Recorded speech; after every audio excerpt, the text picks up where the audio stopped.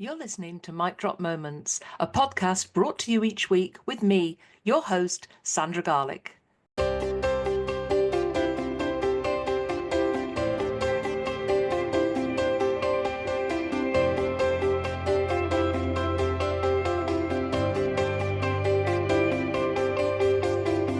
During the podcast, I invite guests to share their amazing stories, knowledge and top tips, including their mic drop moments, especially for you.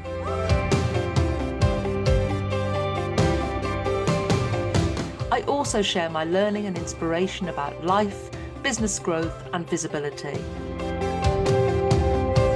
I'm delighted to bring the Mic Drop Moments podcast to you each week to inspire and motivate you to achieve. Enjoy the podcast and don't forget to leave a review.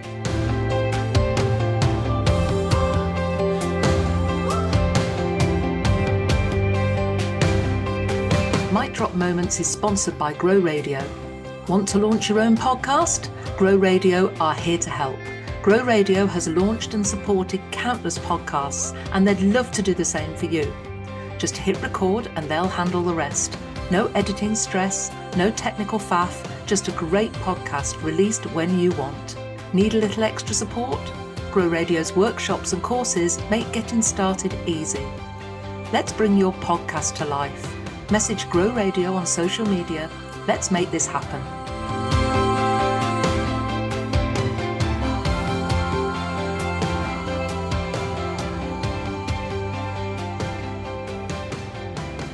Welcome to this week's episode of Mic Drop Moments, and today's episode is all about sales success, and it's not the icky cold calling shove a script in your face kind of sales, and here's something I've realised over the last few years in business, well, decades in business really. Sales success isn't about selling, it's about connecting, it's about building those relationships, and more importantly, it's about building the trust. And I've come to love selling, and if I can love selling, anyone can. And I actually had years feeling embarrassed about selling and asking for the sale. So many years wasted. And if I think back to the start of Woman Who, I think I ran Woman Who for about 5 years, and people used to come up to me and say, what can we buy next? What can we join? How can we work with you? And I used to say, just come back next year. I was too embarrassed to ask them for the sale.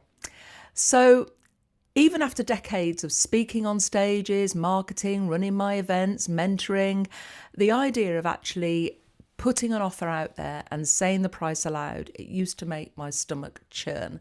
And I just felt embarrassed by it. So today I want to share what I believe sales really are and why connection I believe will be the biggest sales driver in 2026. Talk a little bit about the difference between sales and marketing, because they are totally different, and I've worked in both, and a few stories from my early sales career, including days in retail, telesales, my years in marketing, and long before the internet, and when life was all about flicking through the yellow pages. So let's dig deeper and have a look about sales and marketing first. So I believe they are totally different. And I know when I used to work in sales and marketing, it was always grouped together. You know, you're in sales and marketing. Well, actually, they are two completely different and distinct things. So marketing is all about letting people know you exist, whereas sales is actually converting those people into buying from you. So sales is basically selling to them.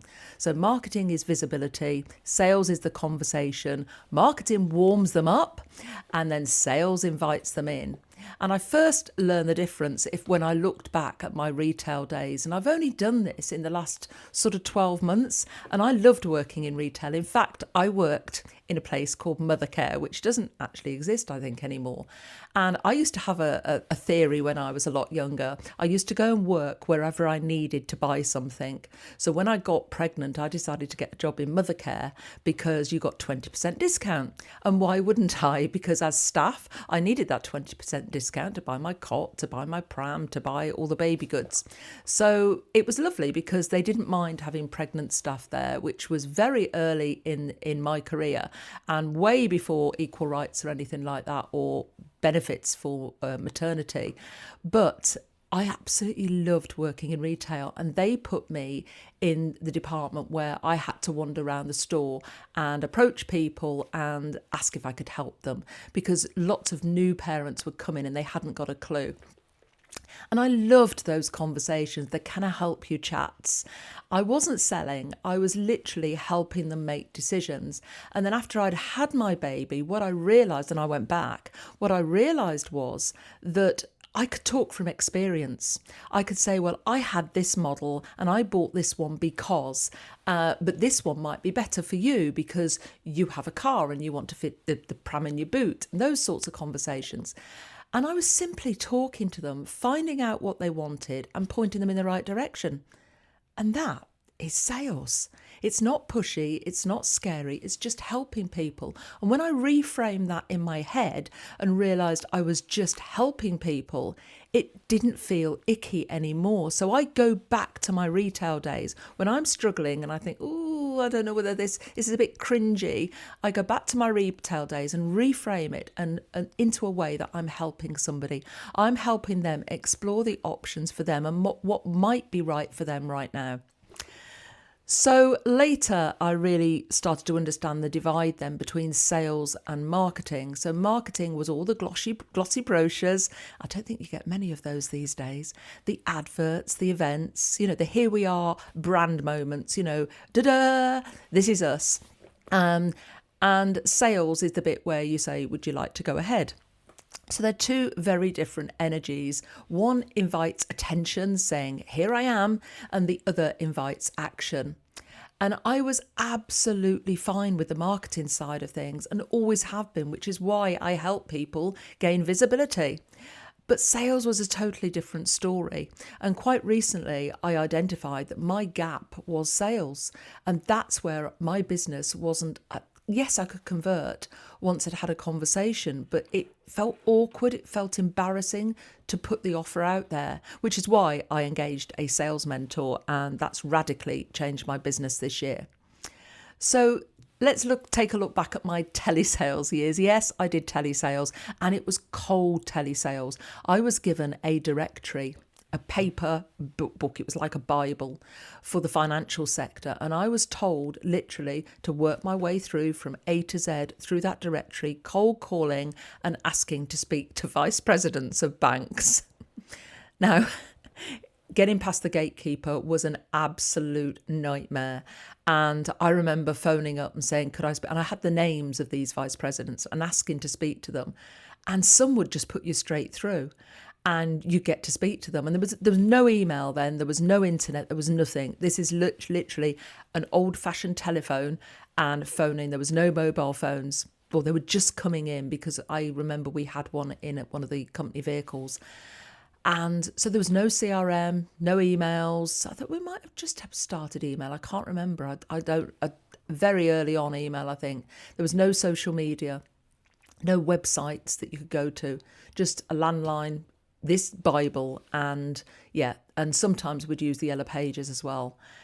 And it's really, really uncomfortable. You're going through, and if I looked through and you'd have the names of these vice presidents and I'd think, I can't pronounce that name, I'll skip that one. And that was really a bad way to do it, because skipping someone just because you couldn't pronounce their name meant you could be losing a sale. And I was making appointments for one of our sales guys to go in.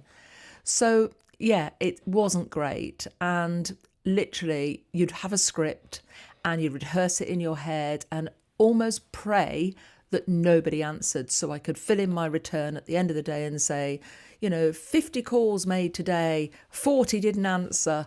So it looked as if I'd done the work, and I had done the work. But yeah, it was really, really uncomfortable. It was awful. I hated every single second of it. I wasn't helping anybody. All I was doing was selling to them, getting these appointments.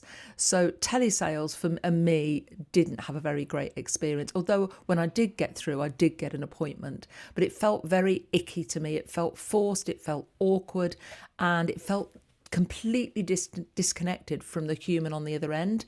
And what I did find as I got into it more, and I did it for a year or so, and I started to realise that having those conversations and building a rapport, and when they said, "Oh, I'm too busy, I'm doing X, call back on Friday," when I called them back on the Friday, I would actually say, "Oh, how did it go?" Because they were saying they were going into a meeting. "How did your meeting go on Tuesday?" And I'd have a little conversation with them, and I actually found I converted those better. So once I started building up a manual CRM, if you like, I actually had better success. And anyway, selling doesn't look like that anymore, thank God. But it is about connection, and I believe connection is the key. So, when it's saying, "This is the offer, this is the price, would you like to go ahead?" It did still feel uncomfortable to me, and I'd mumble, I'd soften my words, I'd rush through the price, almost apologetically. And I give people discounts they hadn't asked for because I felt as if I had to excuse the price. And don't get me wrong, I do give early buy-in discounts now, early birds, but I don't discount from a full price once it's out there. So if I'm selling something for $997, you wouldn't see me selling that for half the price after I've successfully sold at that price. What you would see is it building up to $997, and then I might be increasing my price to $1497. So I'd put an offer out and say, "My price is going up. You can have it for this price until this date." So yeah, I had to flip it. I had to flip because I realised that I was losing opportunities.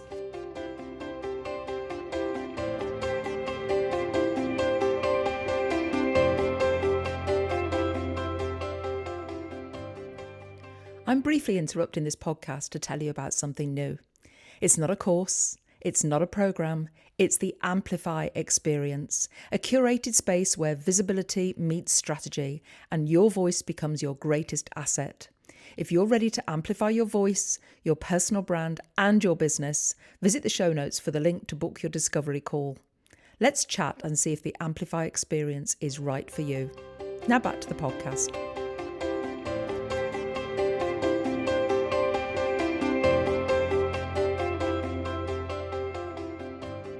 I believe connection changed everything for me. From those telesales days, from the connections I made when I worked in retail, it was about the conversations. And that's why I think connection is going to be one of the biggest sales strategies for 2026. Not only because I know connection builds trust and it removes the discomfort, but it allows selling to feel like a conversation rather than a rehearsed performance, rather than those awful scripts. So, and I don't use scripts for obvious reasons. And, if you've ever seen my blooper video, you'll know why I don't use scripts. But it made selling easier for me because actually it's helping people. I'm serving people. I can see their gaps and I put an offer to them and say, "Well, I think this would really help you. And I think my expertise will help you here, here, and here." So let's break down what sales really are. Sales are understanding people. It's listening deeply. We were given 2 ears and 1 mouth for a reason. So it's listening to what our customers and potential customers, our clients, what they're struggling with right now, what they need help with. It's about sharing your value and making it an easy decision to buy. And following up with care, because not everything is right for everybody right now, and not everybody can afford everything right now. And if somebody comes back to me and says, "Oh, I'd love to do this, but I really can't afford it right now," that's fine with me. Now, I wouldn't discount from that and say, "Well, okay, I'll do it half the price." I wouldn't do that. I'd say, "I'll come back to you next year and when it might be right for you." Or I might talk about the return on investment and how we could build a strategy to actually find a way that they could gain that return on investment by working with me, which is why I offer payment plans. So actually, they might pay £2,000 for something, but they might gain £10,000 from working with me. So actually, they've got instant return on investment. That's why I listen. That's why I follow up with care. and being visible enough for people to remember you. And you'll hear me talk until I'm blue in the face about being seen, being heard, and being remembered. And somebody might not want what you're selling right now, but they might in the future. But they'll only do that if they remember you, which is why having a great visibility strategy in place is essential. And it's about building genuine relationships, because to have those connections, you need to build those relationships. I wouldn't connect with somebody, like lots do, and then jump into their inbox and say, buy my stuff. It's just not done. And I hate it when it's done to me. Sales are not about scripts. They're not about pressure. They're not about pushing us. They're not about FOMO. They're not about cold calling. They're not about forcing your offers on people. And they're not about pretending someone you're not. If I'm selling something, I'm going to deliver it. And I probably will over-deliver to make sure that my clients have a great experience, because what I want is them to come back for more. It's so much easier to sell to an existing client than it is to go out and find a new one. So I want my clients to have great experiences and come back for more. And, it's about if I can describe someone's problem better than they can, they'll trust me to solve it. So I look for their problems, repeat that back to them, and, really dig down into what their issues are right now so that I can frame it for them in a way that looks doable. But you have to get to know the problem in the first place, which is why listening is key.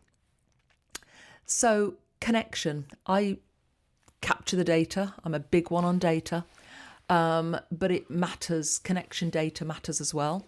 So I track my leads, I track where people find me. Right from when I had my solicitor's practice, I trained all my staff. The first question they would ask is, where did you find us? Where did you hear about us? And we used to track that source.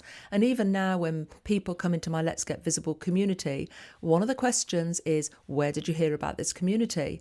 And quite a lot are saying right now, Facebook suggested it, which is great for me if Facebook is suggesting my free group. That is gold to me. Other people will say from a friend, and they'll put the friend's name. I can then reach out to that friend and say thank you. It's great. So always find out where people find you. And look at who engages with you. Who's engaging with your content? Who's reading your emails? Who keeps popping back into your world? And it's funny, you can go a couple of years and then somebody just pops right back, and that's a great conversation too. And conversations lead to opportunities. People who are not warmed up will not convert. And look around to see who's due for a follow-up, who's been in your world a while that you haven't connected with. Revisit. And look at what visibility activities, can't get my words out today, actually lead to business, because I think that's the key to creating momentum. Looking back at those sources and seeing, so I always look for return on investment. So whether I'm exhibiting, sponsoring, speaking, whatever I'm investing in, or investing in mentors and coaches, I always want to know there's going to be a return on investment. So I have to look back and reflect and track to see whether what I've paid out has actually brought me any new clients in. Some things do, some things don't. So you learn what you're not going to repeat again. So that data is vital. It's key. So rounding this off, because I've been waffling on forever. So December, I think, is a great month for sales success. And I've had some really great Decembers in the past. And people tend to switch off. And if you're listening to this in December, take heed. People don't switch off. It's just they have a lot more on their plate. So you tend to think they've switched off, but it's still a great selling month. And I always have a great December because I go with that intention. So it doesn't come from pushing harder, it comes from connecting deeper. And I believe that connection does build trust. It builds trust over time from those relationships, and it builds opportunity. Trust is one of my core values, and I live by it. And I want to build a trust I want to build that trust bridge between me and my clients. And opportunities build sales. So if you've got no visibility strategy, how are you going to create those opportunities to make those sales? So you'll see me putting myself out there and about there, and I won't ask for the sale. It's because I want people to come into my world. Then I want to start building the relationships, and that's where the trust grows. So when you approach selling as a natural extension of conversations, your expertise and your support, the pressure disappears completely and the results start to increase. So I'm going into 2026, and I invite you to join me to consider that selling is actually serving, connection is a strategy, and more importantly, visibility is a non-negotiable. A visibility strategy is absolutely vital. And success has to be intentional, not unintentional. It has to be intentional.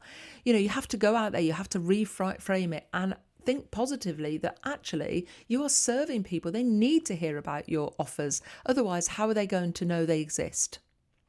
So I'm going to wrap up this week's episode. I hope you've enjoyed it. I'm going to be talking a lot about this month. I've got some great podcast guests coming up for you, talking all about sales, especially one with my mentor as well. So look out for that one. And I will see you next week. Have a fabulous week. Stay visible, keep connecting. And if you want to find out more about putting a visibility strategy in place and putting yourself out there, then get in touch. Take care. See you next week.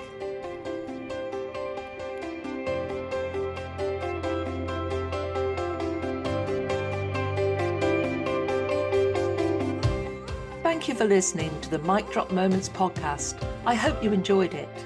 Join me next week for more inspiration, learning, and top tips. Want to work with me on your business growth and strategy, speaking, or simply growing your audience? Just get in touch. Visit womanwho.co.uk to find out how you can start your speaking and visibility journey, or even feature on a future podcast.